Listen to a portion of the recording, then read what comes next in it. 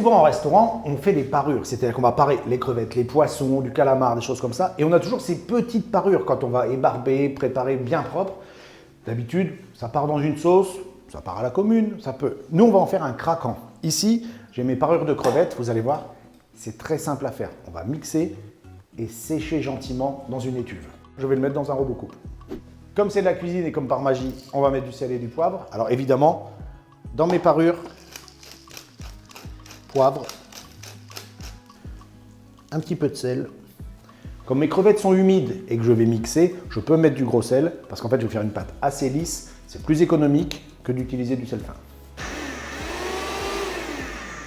Ça y est, ma pâte de crevettes est prête. Maintenant, on va l'abaisser. Alors, une petite astuce, on va l'abaisser entre deux règles de façon à avoir une épaisseur régulière. Et à l'aide d'une spatule, on va simplement abaisser ça pour obtenir une épaisseur assez régulière. Une fois que vous avez bien étalé vos crevettes assaisonnées, 70 degrés, une nuit, 8-9 heures, à 70 degrés pour les déshydrater. On va vraiment les sécher pour obtenir quelque chose d'extrêmement craquant. Allez, c'est parti, une nuit à 70.